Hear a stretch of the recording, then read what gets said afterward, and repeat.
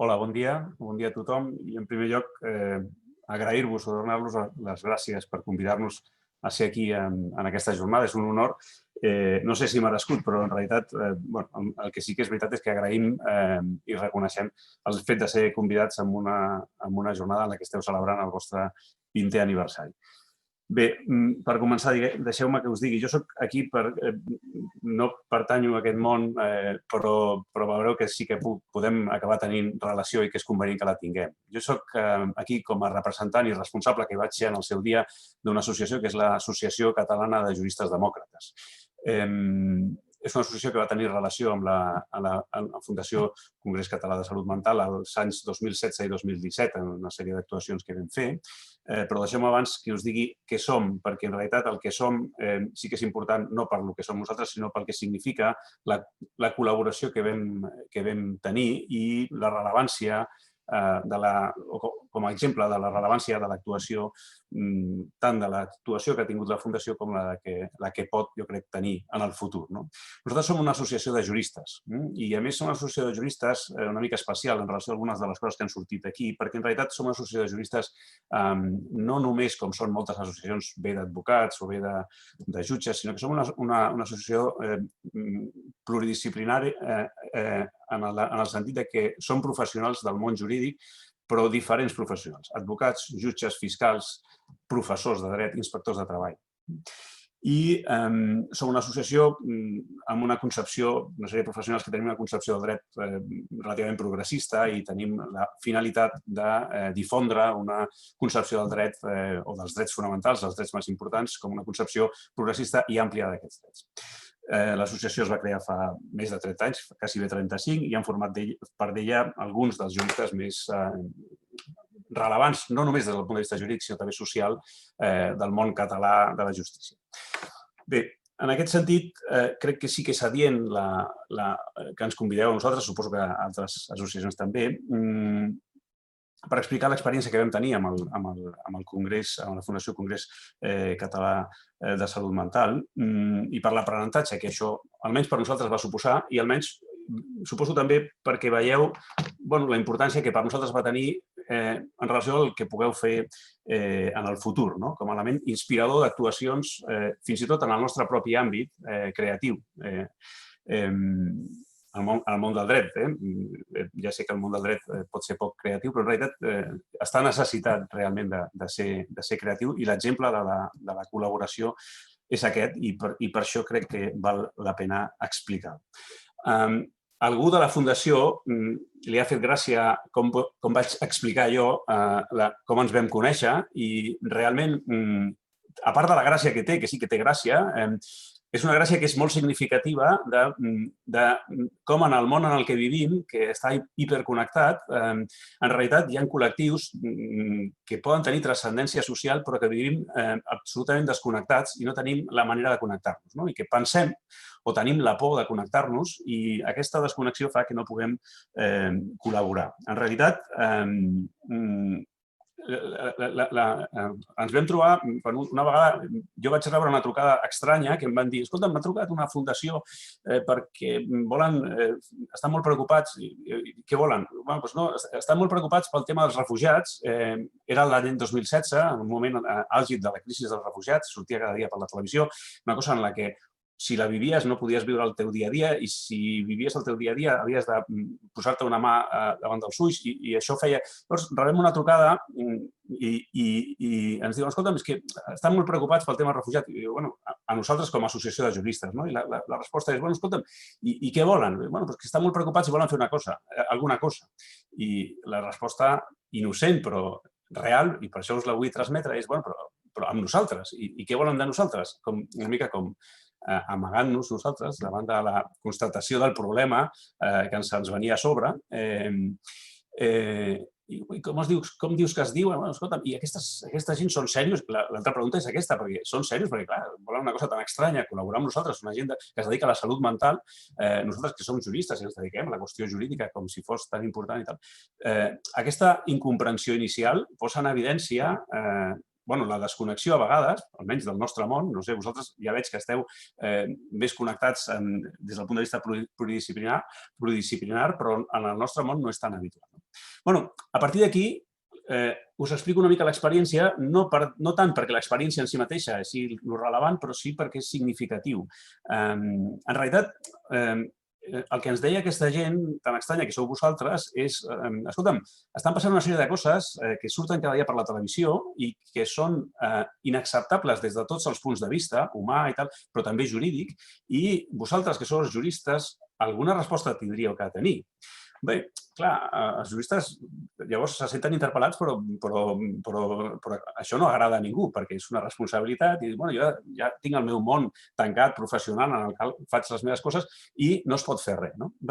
La qüestió és que, en base a la insistència d'aquesta gent, que sou vosaltres, vam començar a fer unes reunions, vam començar a estirar de nosaltres i a poc vam intentar veure si es podia fer alguna cosa. La resposta inicial és no es pot fer res de res, i no es podia fer res de res, efectivament, però va ser precisament en base a aquesta insistència des de fora que vam començar a fer, primer, una sèrie d'actes i jornades que van tenir a veure amb la conscienciació i també amb la capacitat nostra, nosaltres com a societat i com a professionals, i vosaltres, de poder conviure amb una cosa tan dura i que veiem cada dia a la televisió, però a poc va anar sortint una proposta de resposta, d'actuació concreta, que va ser molt interessant, i finalment va ser molt interessant. A part de fer aquestes actes i jornades, vam acabar elaborant una cosa impensable inicialment, que va ser un recurs contra un acord del que ha parlat la José Fernández al principi, que és, en aquell moment, la Unió Europea, dintre de la seva actuació immoral que manté i tal, havia arribat a un acord amb Turquia per, com si diguéssim, externalitzar el problema dels refugiats i externalitzar el control d'accés dels refugiats a Europa, de manera que els deia, jo us els retornaré a tots els que tinguin la condició aquesta estranya d'immigrant irregular. Llavors, retornava a aquesta gent que venia en una situació de necessitat absoluta, la retornava a Turquia, un país amb unes garanties absolutament limitades i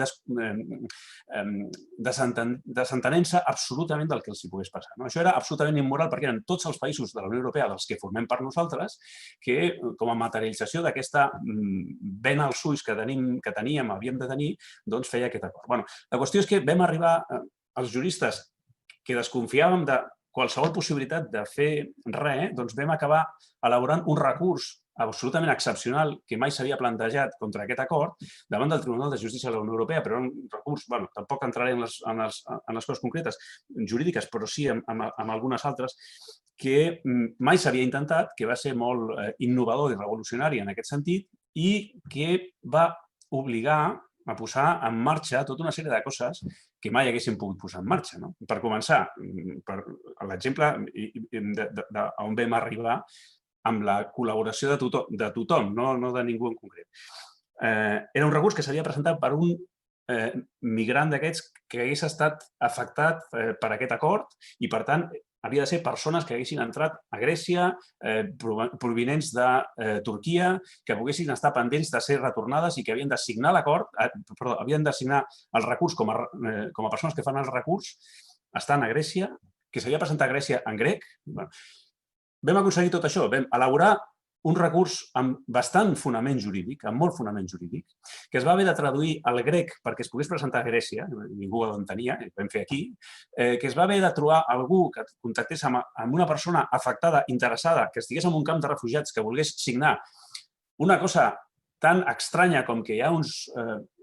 professionals de salut mental a Barcelona i uns juristes a Barcelona que han decidit fer una cosa per veure si es poden carregar un acord absolutament injust, però clar, se li havia d'explicar les conseqüències que podia tenir. Doncs vam fer tot això. És veritat que finalment és una mica posar l'exemple del que vam fer. S'ha de tenir en compte que finalment aquest recurs va ser desestimat, sí, efectivament, però és que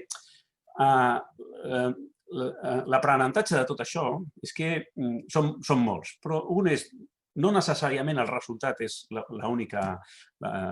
cosa important. Vam posar en marxa tota una sèrie d'actuacions molt interessants que van permetre moltes coses, van permetre donar una resposta digna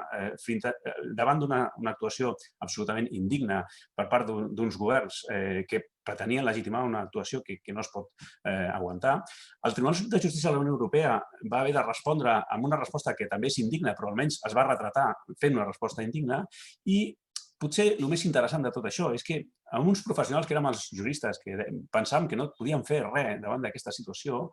el fet que ens estiressin des de fora va permetre que elaboréssim, almenys en l'àmbit nostre, una resposta absolutament creativa i innovadora i que en aquest cas no va tenir un resultat concret, però potser no era tan important això com el fet de respondre jurídicament davant d'una situació d'injustícia inadmissible. Per tant, aquesta és l'experiència que crec que és molt interessant, però és molt interessant per veure que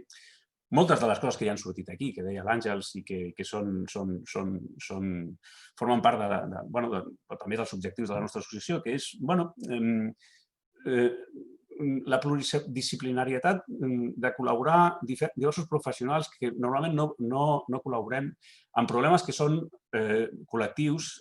pot servir per donar respostes creatives i que a més tinguin sentit. I a més, us crido l'atenció que la resposta creativa es va elaborar en l'àmbit del nostre propi coneixement, en l'àmbit jurídic, però precisament perquè es tiraven des de fora. Cosa que ens ha de cridar l'atenció que vivim a vegades en els marcs de la nostra activitat professional que ens serveix per refugiar-nos de coses tan inacceptables com el tema dels refugiats, però que la col·laboració aquesta, que ja veig que és una mica la identitat de la Fundació, doncs té molt de sentit. I té molt de sentit que s'estigui fent per part de persones que es dediquen a la salut mental, perquè en realitat la salut mental és una cosa que també, novament, no és una cosa que vosaltres esteu dedicats a això, però en realitat és una cosa que ens afecta a tots. I ens afecta a tots, encara que no vulguem adonar-nos, que és la resposta meva inicial, aquesta que fa riure, i què volen aquesta gent? I són serios? Perquè això que vulguin fer coses més enllà del que és habitual, això vol dir que són serios o que són una secta? No.